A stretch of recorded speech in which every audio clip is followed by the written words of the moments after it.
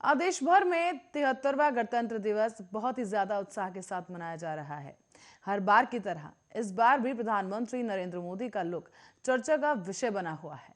और हर बार की तरह इस बार भी प्रधानमंत्री की वेशभूषा और उनका पहनावा कुछ संदेश देने की कोशिश कर रहा है। इस बार देश के प्रधानमंत्री नरेंद्र मोदी ने मणिपुर की शॉल और उत्तराखंड की टोपी पहन रखी है।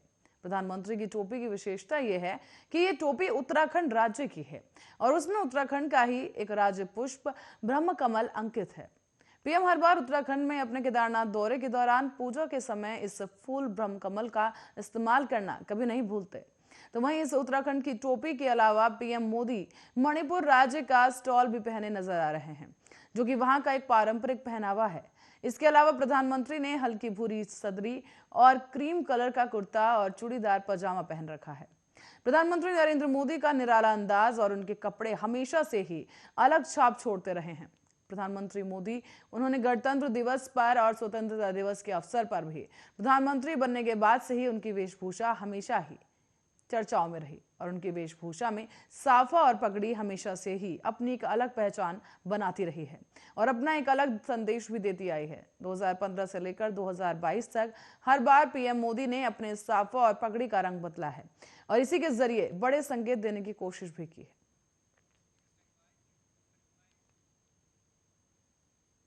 और आज पूरे देश में 73वां गणतंत्र दिवस मनाया जा रहा है। इस मौके पर देश के अलग अलग हिस्सों से भारतीय सेना के जवानों के साहस और उनकी ओर से गणतंत्र दिवस मनाने के वीडियोस लगातार सामने आने लगे हैं।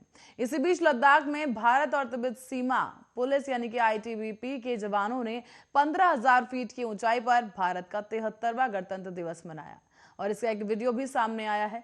लद्दाख में ही भारत तिब्बत सीमा पुलिस के जो हिमवीर जवान हैं, उन्होंने 15,000 फीट की ऊंचाई पर करीब -35 डिग्री सेल्सियस के तापमान में भारत का 73वां गणतंत्र दिवस मनाया। दूसरी ओर उत्तराखंड के कुमाऊं क्षेत्र में भी आईटीबीपी के जवानों ने 12,000 फीट की ऊंचाई पर गणतंत्र दिवस का जश्न मनाया, साथ ही तिरंगा भी लहराया। गणतंत्र दिवस के मौके पर जम्मू कश्मीर से लेकर कन्याकुमारी तक सुरक्षा के पुख्ता इंतजाम भी किए गए। इस दौरान जम्मू कश्मीर के राजौरी में पुलिसकर्मी सड़कों पर गाड़ियों की चेकिंग करते हुए दिखाई दिए। तो वहीं जम्मू कश्मीर पुलिस के एसआई ने बताया है कि शहर में हर जगह पर चेक पोस्ट लगाए गए हैं। सख्ती के साथ ही गाड़ियों की चेकिंग की जा रही है। साथ ही गणतंत्र दिवस के दिन दिल्ली में जगह जगह सुरक्षा बलों के जवान भी तैनात हैं। इस दौरान सुरक्षाकर्मी सड़कों पर गाड़ियों की चेकिंग कर रहे हैं। तो वहीं आज भारत अपना 73वां गणतंत्र दिवस मना रहा है, जिसकी वजह से अब देश भर में धूमधाम के साथ कोविड प्रोटोकॉल के साथ ही गणतंत्र दिवस समारोह मनाया जा रहा है। राजस्थान में राजधानी जयपुर में सवाई मानसिंह स्टेडियम में राज्यपाल कलराज मिश्र स्टेडियम पर राष्ट्रध्वज फहराने पहुंचे, जहां उन्होंने राष्ट्रध्वज फहराया और इस दौरान मुख्यमंत्री अशोक गहलोत समारोह में मौजूद रहे। इस दौरान राज्यपाल के राष्ट्रीय अभिवादन के बाद शहीद lieutenant Abhay Parekh government girls senior secondary school Gandhinagar की ओर से राष्ट्रीय गान पेश किया गया। इसके बाद राज्यपाल ने परेड निरीक्षण किया। साथ ही परेड कमांडर मनीष कुमार के नेतृत्व में हाडी रानी महिला बटालियन, 14वीं बटालियन और एसडीआरएफ, जीपीआरएफ और कारागार यानी कि जेल प्रहरी और बॉर्डर होमगार्ड और अर्बन होमगार्ड की पुरुष महिला यूनिट्स की एक कर प्लाटून परेड में हिस्सा लिया। गणतंत्र दिवस समारोह में राजस्थान संगीत नाटक अकादमी और जोधपुर की ओर से सांस्कृतिक कार्यक्रम की प्रस्तुतियां भी की गई। इस दौरान आपको बता दें कि डॉग शो, घुड़सवारी शो, सेंट्रल पुलिस और सेना बैंड वादन किया जाएगा। और अब आपको बताते चले आगे कि राष्ट्रगान के बाद राज्यपाल के प्रस्थान के साथ ही कार्यक्रम का समापन हुआ। तो वहीं 73वें गणतंत्र दिवस के मौके पर छत्तीसगढ़ की राज्यपाल अनुसुईया उइके ने राजधानी रायपुर के पुलिस परेड ग्राउंड में ध्वजारोहण किया। इस अवसर पर सशस्त्र बल के जवानों ने राष्ट्रीय ध्वज और राज्यपाल को गार्ड ऑफ ऑनर दिया। तो वहीं मुख्यमंत्री भूपेश बघेल ने जगदलपुर के लालबाग मैदान में तिरंगा फहराया। प्रदेश के विकास के लिए राज्य सरकार के किए जा रहे कार्यों, नीतियों और योजनाओं और उपलब्धियों पर केंद्रित जनता के नाम संदेश का वाचन भी किया। इधर दंतेवाड़ा जिला मुख्यालय में छत्तीसगढ़ के आबकारी मंत्री कवासी लखमा ने भी तिरंगा फहराया है।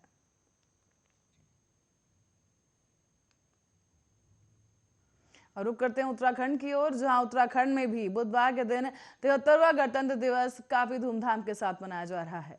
उत्तराखंड स्थित परेड ग्राउंड में गणतंत्र दिवस का मुख्य समारोह आयोजित किया गया, जहां राज्यपाल लेफ्टिनेंट जनरल गुरमीत सिंह ने मुख्य समारोह में ध्वजारोहण किया है।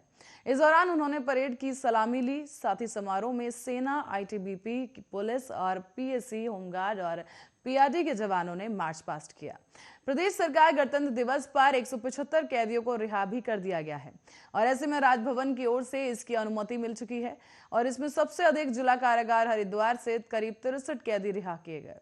राज्यपाल लेफ्टिनेंट जनरल गुरमीत सिंह ने गणतंत्र दिवस पर राज्य के विभिन्न कारागारों को भी लंबी अवधि से सजाएं काट रहे कैदी और उनके समय पूर्व रिहाई के प्रस्ताव को अनुमति दे दी है।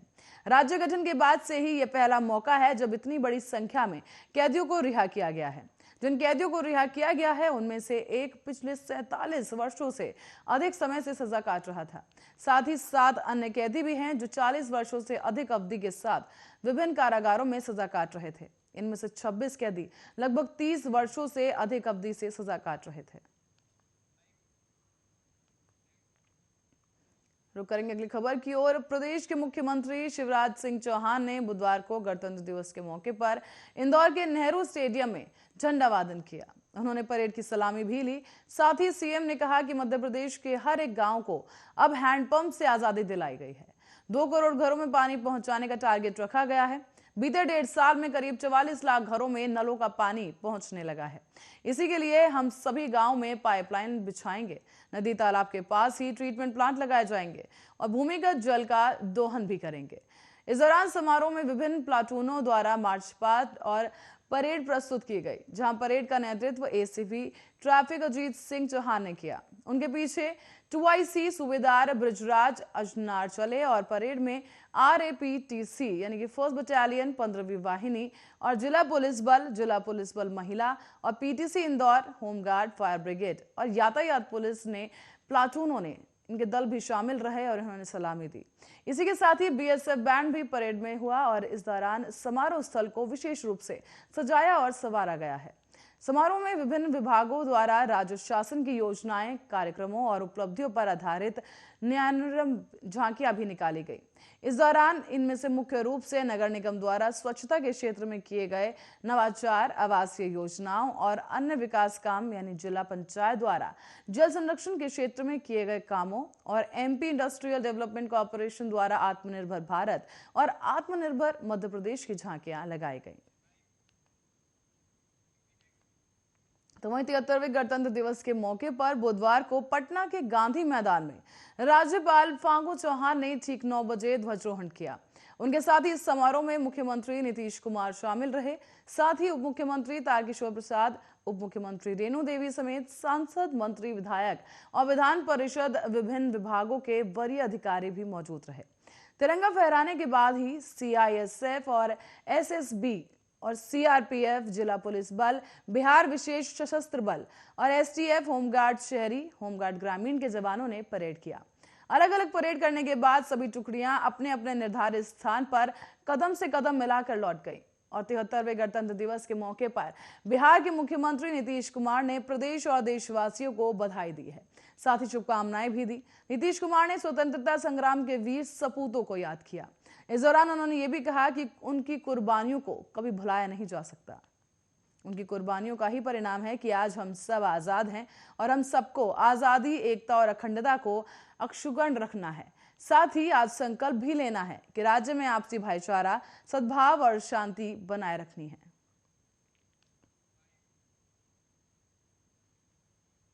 और इसके साथ ही रुक करेंगे हरियाणा की ओर। तो हरियाणा के मुख्यमंत्री मनोहर लाल ने भी आज अंबाला में गणतंत्र दिवस के मौके पर तिरंगा फहराया है। सुबह करीब 10 बजे वो अंबाला शहर पुलिस लाइन ग्राउंड में पहुंचे, जहां मुख्यमंत्री खुद ही कोविड गाइडलाइंस का पालन करते हुए नहीं दिखाई दिए। दरअसल बिना मास्क के ही वो परेड की सलामी लेने पहुंचे। हालांकि बाद में उन्होंने मास्क लगाया और परेड की सलामी लेने के बाद मंच से सरकारी योजना के बारे में अवगत कराया गया। मुख्यमंत्री की सुरक्षा को लेकर करीब 700 पुलिस जवान वहां पर तैनात रहे और इस दौरान 67 पुलिस कर्मियों की टुकड़ी को विशेष तौर पर करनाल से बुलाया गया था। कार्यक्रम के दौरान कोरोना पर आधारित कोरियोग्राफी भी प्रस्तुत की गई। साथ ही मास्क लगाने के साथ साथ सोशल डिस्टेंसिंग का भी पाठ पढ़ाया गया। जीआरपी के एएसआई और रामगोपाल शर्मा समेत नारायणगढ़ डीएसपी अनिल कुमार को राष्ट्रपति पुलिस पदक से सम्मानित किया गया।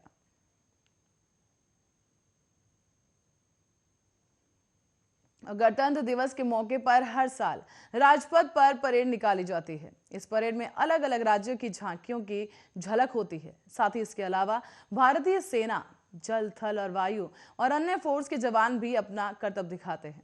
ये परेड जब आपने टीवी पर या प्रत्यक्ष रूप से देखी होगी तो काफी रोमांचित होती है। पर क्या कभी आपने ये सोचा है और देखा है कि परेड से पहले इसको लेकर होने वाली तैयारियां कैसी होती हैं?